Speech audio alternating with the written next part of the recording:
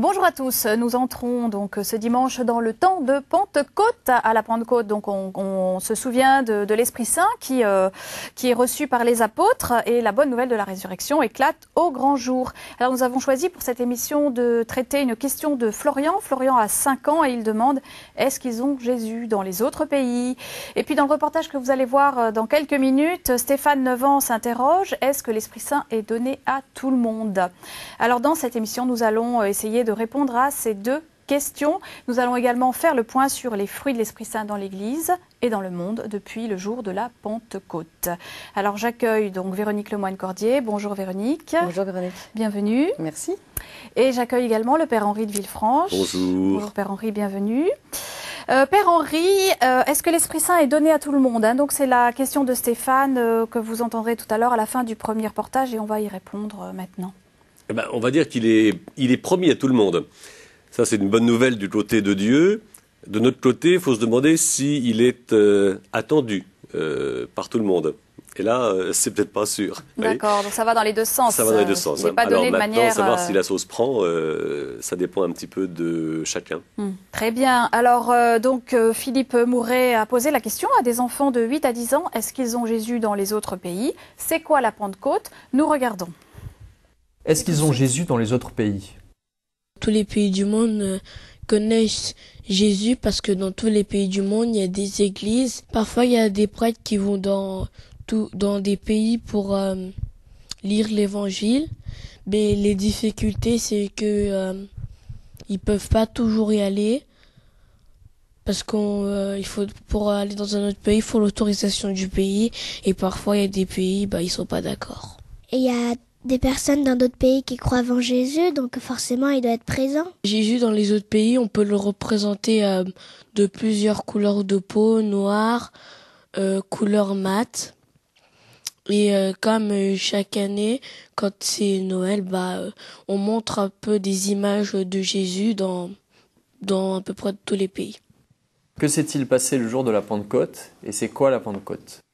La Pentecôte, pour moi, c'est des jours fériés. Et puis, c'est l'Ascension aussi. À la Pentecôte, c'est le moment où les apôtres ils sont dans une maison. Et puis, ils reçoivent l'Esprit Saint. Et après, ils vont annoncer la bonne nouvelle au monde. L'Esprit Saint, il est représenté sous forme de petites flamèches sur la tête des apôtres.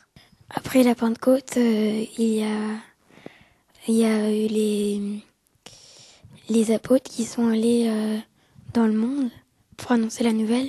Ceux qui avaient entendu la bonne nouvelle, ils se sont réunis pour en parler. Et puis, s'ils étaient d'accord, ils construisaient des communautés chrétiennes.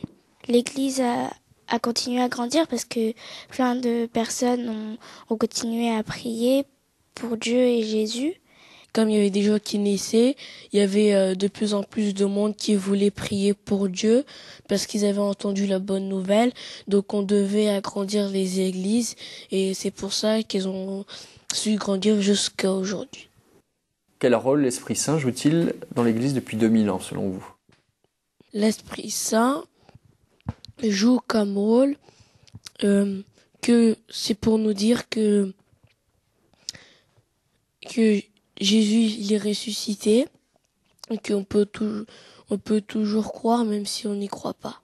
L'Esprit Saint, il est là pour nous aider à prier, pour nous protéger et pour nous aider à continuer notre vie. L'Esprit Saint, il joue un rôle parce que ça a aidé à ce que l'Église continue d'y aller, de vivre jusqu'à nous.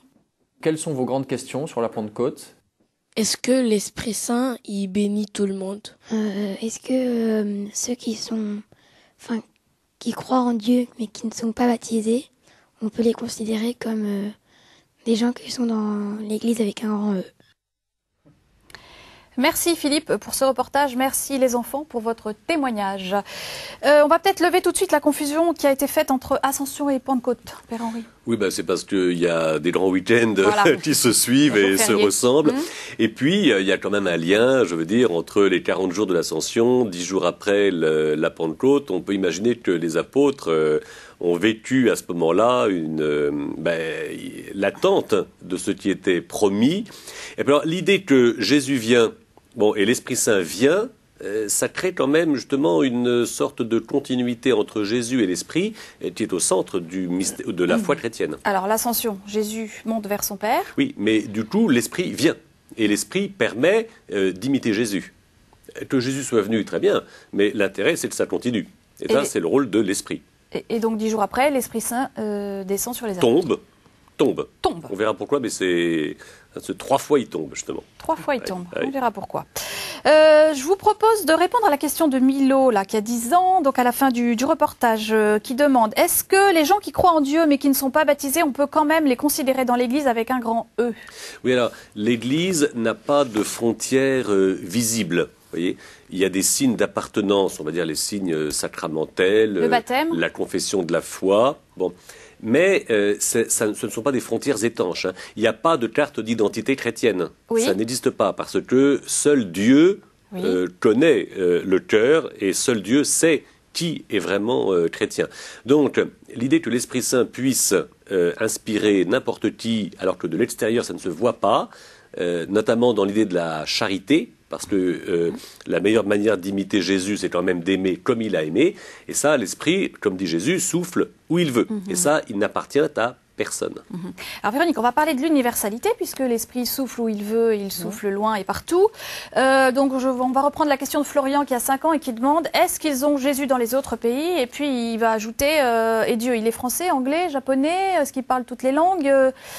À quel âge un enfant commence à s'ouvrir à l'universel? Alors, je pense que c'est aux environs de l'âge de raison. 7 ans.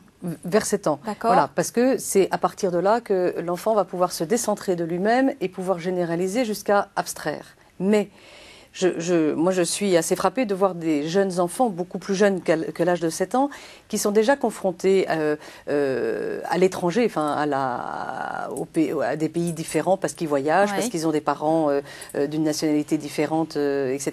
Et qui du coup prennent conscience finalement assez tôt qu'il y a des Français, qu'il y a des Anglais, qu'il y a des Allemands, qu'il y a des Asiatiques, et que du coup cette question peut se poser, est-ce que effectivement Dieu est français ou je ne sais quoi. Alors quand un enfant, par exemple, dessine, souvent on lui demande de dessiner sa maison, son espace, qu'est-ce qu'il représente? Alors, quand on laisse un enfant dessiner un peu ce qu'il est et ce qui peut l'habiter, c'est effectivement souvent une maison avec des fenêtres, portes, un soleil, un arbre, etc. Parce que ce sont ses repères très proches de lui. Voilà, immédiats. Et c'est effectivement au fur et à mesure qu'il va pouvoir s'ouvrir et sortir de cette maison et découvrir le monde, la ville, le pays et puis les continents, etc. Mais c'est important d'ailleurs qu'il passe par cette bonne intériorisation de ses repères pour pouvoir davantage s'ouvrir à l'extérieur et vivre justement l'extérieur, non pas comme une agression ou comme quelque chose de dangereux, mais justement comme une différenciation, comme un enrichissement pour lui. Oui, parce que en fait, ce qui est loin, c'est étranger. Oui. Et ça, comment l'enfant voit celui qui est étranger finalement? Alors, ça peut être vécu justement de deux façons. Soit il a suffisamment de repères intérieurs, je dirais de racines, qui ont été donnés par la stabilité des repères, par l'amour donné par ses parents, etc. Et du coup, il va pouvoir s'ouvrir tout naturellement et correctement à l'autre et à l'étranger, à la différence. Ou alors, il a manqué de repères, de stabilité, et du coup, l'étranger, la nouveauté, le différent va être vécu comme quelque chose de menaçant pour lui.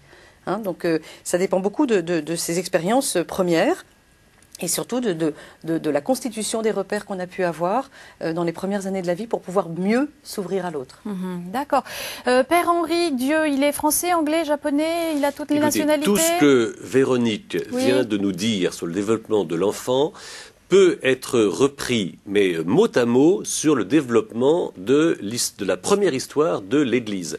C'est-à-dire qu'au début, on se demande s'il y en aura assez pour tout le monde. C'est-à-dire que l'Esprit Saint va être donné, va tomber sur quelques-uns, et ils ne sont pas du tout prêts à le partager, comme un enfant n'est pas prêt à partager. Son 4 Les apôtres n'étaient pas prêts à partager. Non, parce que, encore une fois, la question primordiale, et qui, je crois, n'est pas simplement celle des apôtres, mais qui après peut être celle de tout homme, c'est qu'il n'est pas plus facile de partager les biens matériels que les biens spirituels. Et l'Esprit Saint, trop souvent, il est revendiqué pour quelques-uns, et on se demande, et là c'est là où on voit que la foi n'est pas au point, et on se demande si il y en a pour l'univers entier. Au début, eh bien, dans l'histoire des premiers chrétiens, ils sont tous dans le monde juif, et voilà que des païens s'intéressent et ils se demandent, est-ce qu'on va admettre que des non-juifs puissent recevoir le même Esprit Saint, avec le même pardon? Est-ce que ça marche aussi bien pour des païens que pour des juifs? Et a priori, comme un enfant, l'autre, l'étranger, celui qui est différent, il est moins bien, vous voyez. Et il faut de la maturité pour arriver à ce qu'on va appeler un principe de parité. C'est-à-dire que, d'abord, il y en a assez pour tout le monde. C'est comme de l'espace ou de la nourriture. Il y en a assez pour tout le monde. De l'Esprit Saint, Dieu aime tous les hommes. Comme un enfant, quelquefois on voit que, moi je vois ça dans des familles, un petit frère, une petite sœur, l'autre demande s'il ne va pas être jeté. Je connaissais une petite fille, à chaque fois qu'une petite sœur naissait, elle se demandait si les parents me disent, elle croit qu'on va la mettre à la poubelle. Non, parce qu'on va être trop. Vous savez, cette espèce de malthusianisme, comme on dit, on ne va pas y arriver. Alors, l'objet de la foi, éclairé par l'Esprit Saint, justement, c'est Dieu aime tous les hommes, et l'espace naturel, comme le souffle de l'Esprit, il y en a pour tout le monde. Dieu a toutes les nationalités. Exactement. Alors, on voit bien que, pour autant que Jésus soit né et grandi totalement dans le monde juif, cette singularité ne l'empêche pas d'être exemplaire pour toute civilisation. Et on se retrouve à l'aise avec ce que Jésus dit. Il l'a dit dans le monde juif, dans un contexte entièrement juif, et pourtant c'est recevable, intelligible et une bonne nouvelle 2000 ans après et aux quatre coins du monde. Ça, c'est une des merveilles de l'Évangile. Les apôtres étaient des enfants dans la foi, donc, avant de recevoir l'Esprit Saint. Ensuite, ils ont donc annoncé l'Esprit Saint, la bonne nouvelle de la résurrection a éclaté aux quatre coins du monde. Comment, à sa mesure, un enfant peut faire connaître Jésus autour de lui? Il ne va pas partir aux quatre coins du monde. Non, il va pas. Non, pas du tout. Et avant, c'est se dire, est-ce que Jésus est important pour lui? Est-ce qu'il a pu vraiment développer une relation d'un être à un autre être? Est-ce que ça lui donne le bonheur? Est-ce que ça lui permet d'être heureux? Si oui, à ce moment-là, il va vouloir, je dirais, par sa vie, il va en témoigner. Et c'est ça qui va donner aux autres l'envie de découvrir ce qui l'anime, ce qui le rend heureux, voilà. Alors après, il pourra aussi parler de la parole de Dieu, etc. Mais je pense que d'abord, c'est, voilà, est-ce qu'on en vit suffisamment pour pouvoir après en témoigner, je dirais, presque naturellement, et que ce soit quelque chose de tellement en nous que, voilà, ça se communique de cette façon-là. Et ce à quoi il faut faire bien attention, c'est que la réception de l'Esprit Saint, c'est pas la baguette magique, c'est-à-dire qu'ils pouvaient pas et d'un seul coup ils ont tout pu. Non, quand ils ont reçu l'Esprit Saint, ils ont progressé sans cesse. Donc c'était pas une espèce de total ou de pactole. Et là ils savaient tout. Non, ils ont continué. Jésus dit, l'Esprit Saint vous fera vous souvenir, alors progressivement, de tout ce que je vous ai dit. C'est-à-dire que l'Esprit Saint, comme les sacrements, nous engage sur un chemin de progression. Et non pas sur maintenant tout est facile, tout est clair, j'ai tout compris. Non. Néanmoins, tout à l'heure, vous avez dit l'Esprit Saint est tombé. Alors, oui, expliquez-nous. Il est tombé, 3 fois on a cette expression. Oui. Il tombe à la Pentecôte sur les apôtres, ensuite il va tomber sur les Samaritains, un peu plus tard, après il va tomber sur un païen. À chaque fois, c'est pour dire que les frontières, progressivement, vont s'élargir. Mais ce n'est pas d'un seul coup pour tout le monde, c'est l'Esprit Saint tombe en 3 fois pour montrer que, un peu, si vous voulez, comme une pierre tombe dans l'eau et les cercles sont de plus en plus larges. Alors, ça vaut dans le sens de l'approfondissement, c'est-à-dire que l'Esprit Saint nous rend de plus en plus familiers dans notre intime, et en même temps, ça pénètre toutes les cultures au fur et à mesure qu'elles grandissent et s'épanouissent dans le temps et dans l'espace. Alors il y a eu cette réflexion de Stéphane pour dire que bah oui, Jésus il est dans tous les pays parce qu'il est représenté de toutes les couleurs de peau. Qu'en pensez-vous? C'est à la fois alors, la singularité historique, Jésus est juif, bon, et en même temps il y a cette exemplarité, oui, alors on va dire en même temps cette perfection de ce que Jésus dit et fait, qui fait qu'il est reconnaissable, alors justement comme étant familier, et alors ça c'est le don de la Pentecôte, vous voyez, Jésus singulier nous est familier dans quelque situation que nous soyons. Alors ça c'est le miracle de la Pentecôte. Ça. Et je crois que chacun s'approprie en fonction de ses critères, de ses références, etc. Et donc chacun a fait Jésus en fonction de plein de choses qui l'animent, proche de lui. Voilà. Et c'est ça le rend complètement universel. Ouais. Alors je vous propose maintenant notre reportage biblique. On va regarder le récit de l'Ascension et de la Pentecôte. Regardez.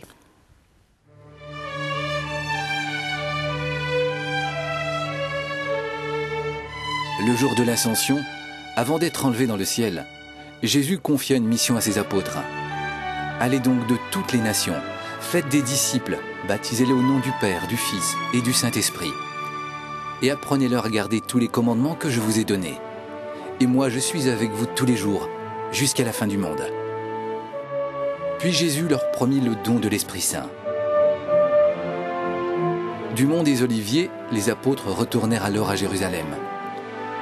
Tous d'un seul cœur, ils participèrent à la prière avec quelques femmes, dont Marie, la mère de Jésus.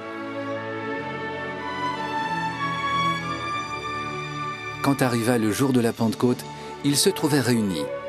Soudain, il vint du ciel un bruit pareil à un violent coup de vent.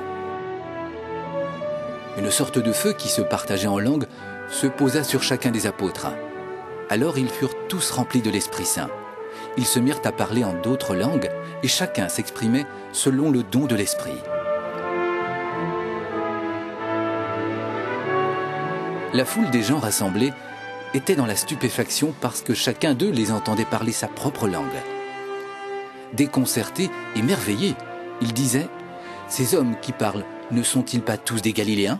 Parthes, Mèdes et Élamites, habitants de la Mésopotamie, de la Judée, de la Cappadoce, Romains résidant ici, Juifs de naissance et convertis, Crétois et Arabes, tous nous les entendons proclamer dans nos langues les merveilles de Dieu. » D'autres disaient en riant « Ils sont pleins de vin doux. »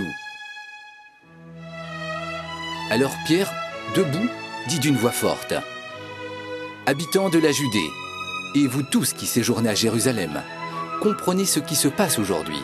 Écoutez bien ce que je vais vous dire. Jésus, que vous avez crucifié, Dieu l'a ressuscité.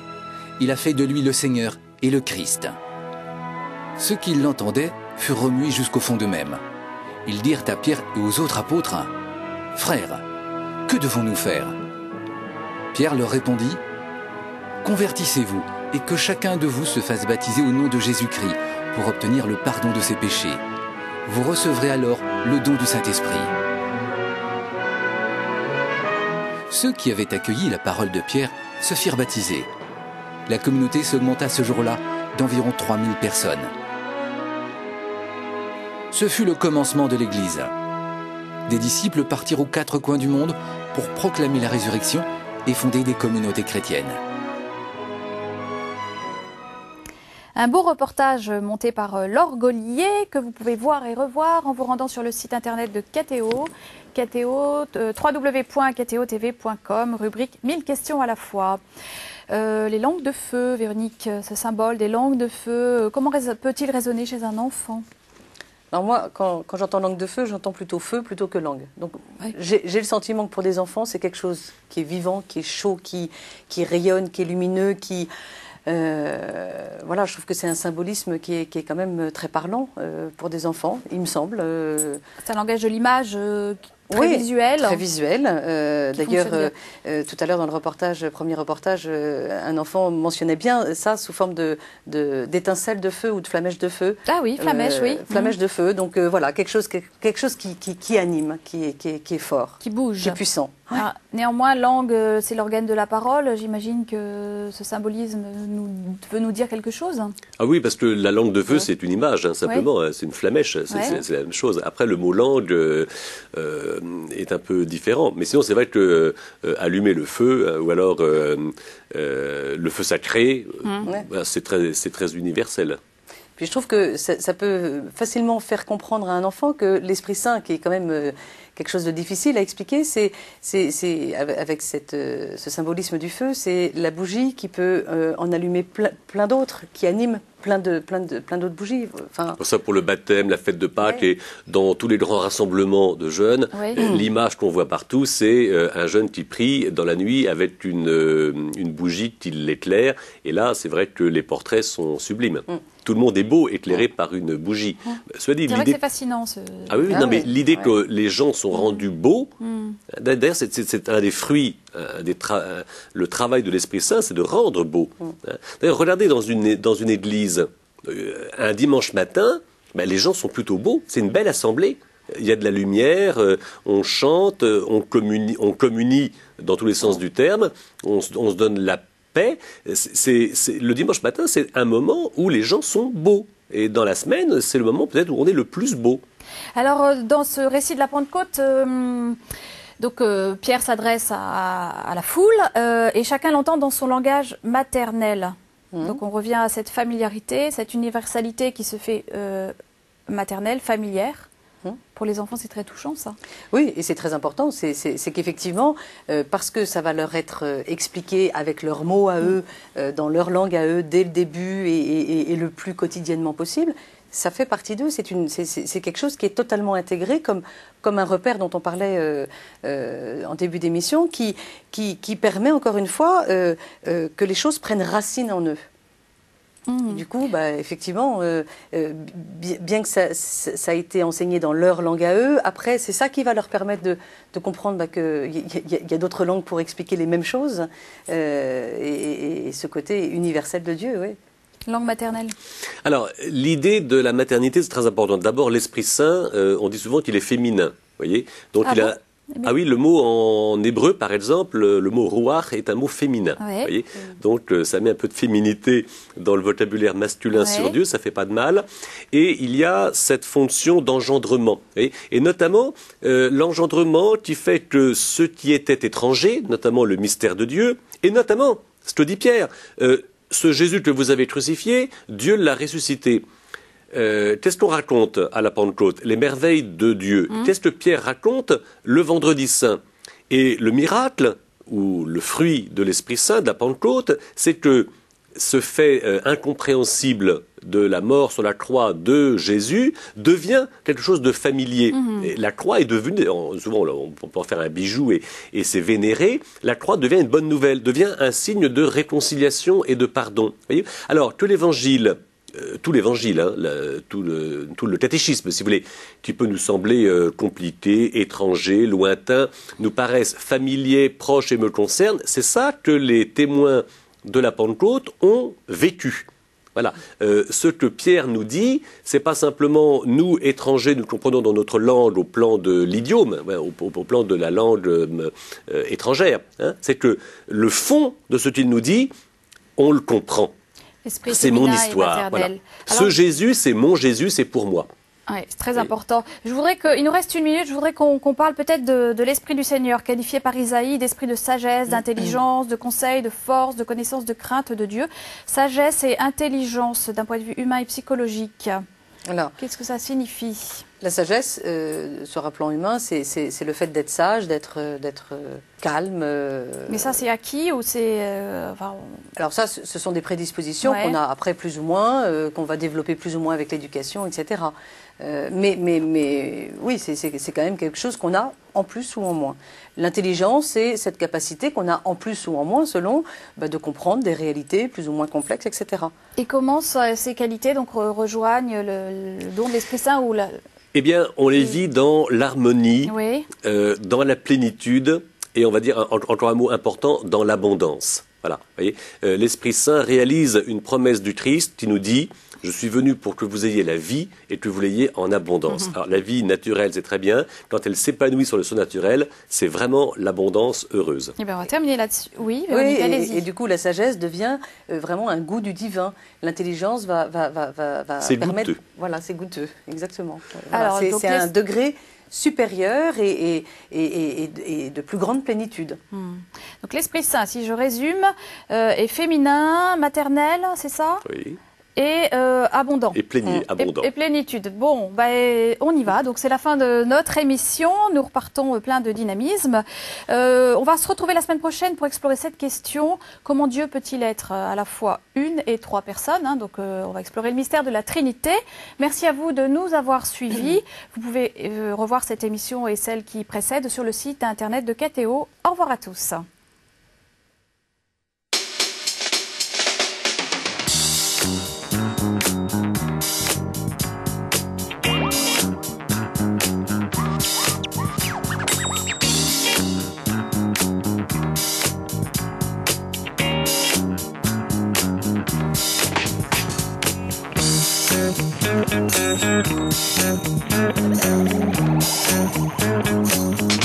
Thank you.